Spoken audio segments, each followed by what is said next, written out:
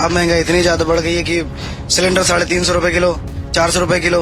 सरकार हमें ये बता सकती है 13,000 से क्या होता है? सरकार ने तुरंत किराया डबल कर देते हैं, गैस सिलेंडर महंगा कर देते हैं। क्योंकि रूम का रेंट है 5,000, राशन का खर्चा आता है 4,000। इतनी महंगाई हो रही, मकान मालिक हर साल 500 रुपए बढ़ा दे रहा है। नोएडा में सरकार की तरफ से सैलरी बढ़ाए जाने के बाद भी सोमवार से शुरू हुआ मजदूरों का हिंसक प्रदर्शन का दौर मंगलवार को भी जारी रहा। नोएडा के अलग अलग इलाकों में मजदूरों का गुस्सा शांत होने का नाम नहीं ले रहा है और हालात को काबू में रखने के लिए पुलिस को लगातार मोर्चा संभालना पड़ रहा है। बीते सोमवार को नोएडा में श्रमिकों के हिंसक प्रदर्शन और आगजनी के बाद उत्तर प्रदेश सरकार ने देर रात बड़ा फैसला लेते हुए न्यूनतम मजदूरी दरों में बढ़ोतरी का ऐलान किया। सरकार के मुताबिक अंतरिम वेतन वृद्धि के नए आदेश 1 अप्रैल 2026 से लागू होंगे और अलग अलग श्रेणियों में करीब 3,000 रुपए तक का इजाफा किया गया है। इसे तत्काल राहत के तौर पर पेश किया गया, जबकि आगे वेज बोर्ड के जरिए स्थायी समाधान निकालने की बात कही गई। लेकिन सवाल यही है, जब सरकार ने सैलरी बढ़ा दी तो फिर सड़कों पर यह बवाल क्यों? दरअसल मजदूरों का कहना है कि बढ़ोतरी उनके हिसाब से नाकाफी है। उनका साफ कहना है कि मौजूदा महंगाई को देखते हुए न्यूनतम वेतन कम से कम 20,000 रुपए प्रति माह होना चाहिए। इसी मांग को लेकर उनका प्रदर्शन लगातार जारी है। ये प्रदर्शन तब तक जारी रहेगा जब तक हमारी सैलरी हमारे हिसाब से नहीं आ जाती है। भैया आप 12 घंटे काम करते हैं, ठीक है, 12 घंटे काम करने के बाद जब उस हिसाब से सैलरी नहीं मिलेगी, खाएंगे क्या, रहेंगे क्या, बचाएंगे क्या? दूसरी चीज, सबके पास परिवार है, सबका अपना अपना अधिकार है। भैया अपने अधिकार के हिसाब से हमको सैलरी हमारी मिलनी चाहिए। पहले महंगाई इतनी ज्यादा नहीं थी, अब महंगाई इतनी ज्यादा बढ़ गई है कि सिलेंडर 350 रुपए किलो, 400 रुपए किलो। सब्जी खरीदने जाओ तो 100 रुपए से नीचे सब्जी नहीं मिलती। एक टाइम की सब्जी 100 रुपए की, 2 टाइम की 200 की होगी, तो भैया बचाएंगे कहाँ से? सर सरकार हमें ये बता सकती है 13,000 से क्या होता है?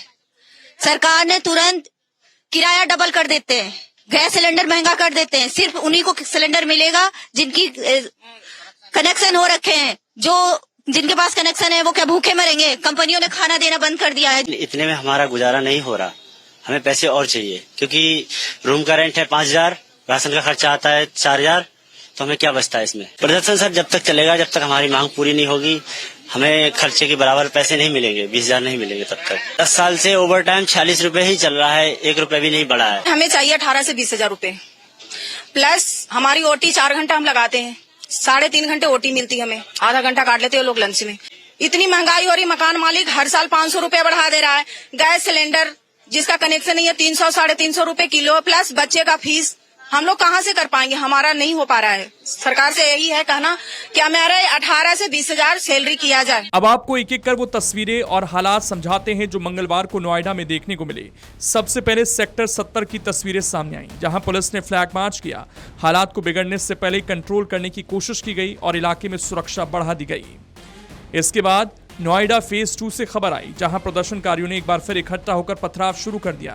सोमवार की हिंसा के बाद भी भीड़ का उग्र रूप मंगलवार को भी देखने को मिला।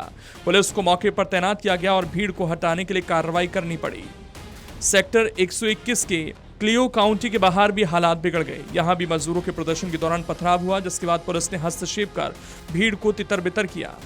स्थिति को काबू में रखने के लिए सेक्टर 121 में पुलिस ने फ्लैग मार्च भी किया, ताकि लोगों में भरोसा कायम रहे और किसी तरह की अफवाह या डर का माहौल न बने। इस दौरान एक सब इंस्पेक्टर माता प्रसाद गुप्ता ने बताया कि कुछ उपद्रवियों ने अचानक पत्थरबाजी शुरू कर दी, जिसमें पुलिसकर्मी भी घायल हुए।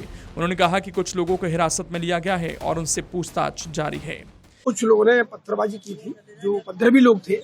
बाकी इनमें जो काम करने वाले लोग हैं, जो घरों में झाड़ू पोंछा करते हैं, वो अपनी मांग लेकर के गेट पर धरना वगैरह मतलब कर रहे थे, समझाया बुझाया गया। कुछ उपद्रवी लोगों ने उसमें से पत्थर फेंकना पुलिस पर शुरू कर दिया, जिससे मेरे भी ये चोटें आई है, क्योंकि गाड़ी में भी लगे हुए हैं।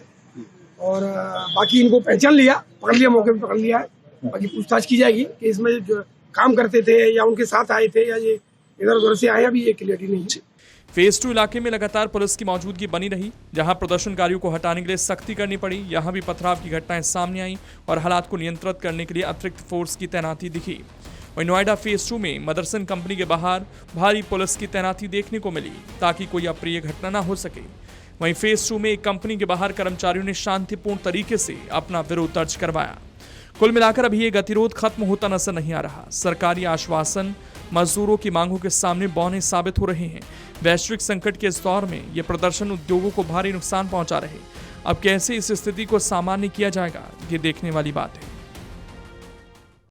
अगर आप ये वीडियो YouTube पर देख रहे हैं तो हमारे चैनल को सब्सक्राइब कर बेल आइकन दबाएं और Facebook पर देख रहे हैं तो हमारे पेज को लाइक करें।